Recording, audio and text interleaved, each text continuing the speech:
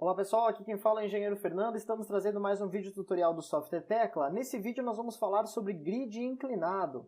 Então para quem não sabe ainda no Tecla, quando a gente cria um novo projeto, aparece esse grid, essa malha de eixos que vocês podem modificar dando um duplo clique sobre ele e aqui colocando então os dados, as dimensões das distâncias entre os eixos. Mas o assunto da aula de hoje não é sobre essa questão básica aqui de mudar os eixos, e sim como que a gente pode trabalhar se eu preciso fazer com que um desses eixos, ou mais deles, fiquem inclinados. Por padrão, o Tecla sempre vai trazer esses eixos no plano ortogonal, ou seja, as letras aqui no eixo X e os números aqui no eixo Y.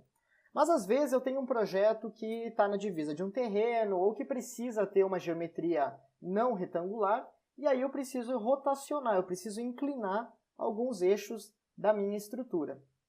Para fazer isso, a primeira coisa que vocês precisam fazer é aqui na barra de ferramentas, a gente tem esse ativador chamado Selecionar linha de eixo.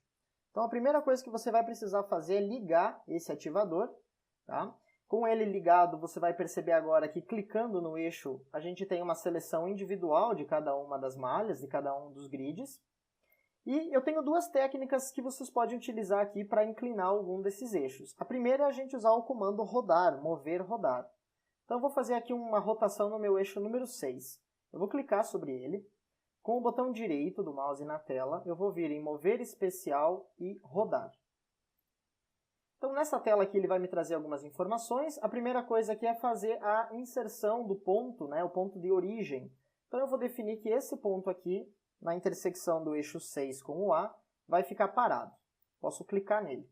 Perceba que ele completa aqui ao lado as informações, daquela coordenada daquele ponto. E agora aqui eu vou trabalhar com um ângulo de rotação.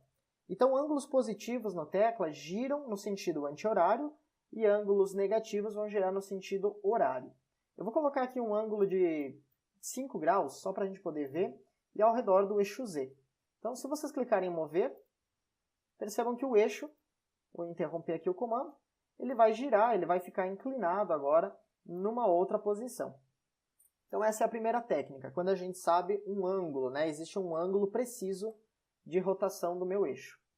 Agora, muitas vezes a gente não sabe o ângulo, e sim sabe uma distância. Então, por exemplo, aqui no meu eixo 1, eu vou selecionar ele, e agora eu vou pegar esse ponto aqui de cima, vou selecionar ele, e vou usar o comando mover. Você pode usar o mover linear ou pode usar o mover normal mesmo. Vou pegar aqui o mover simples, vou clicar num ponto vazio da tela e vou deslocar esse ponto uns 1500 da origem.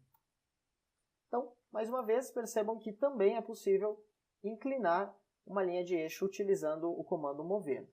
Só lembrem que nesse caso vocês precisam selecionar esse ponto, sem nenhum comando ativo, assim ele está desselecionado, e assim ele está selecionado. Quando ele fica mais sólido, mais preenchido, vocês vão saber que ele está selecionado.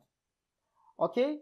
Então, essa era a dica da nossa aula de hoje. Isso é bem comum, acontece muitas vezes em projeto, então eu espero que vocês aproveitem e usem esse recurso aí, essa dica da aula de hoje. Um forte abraço e até mais!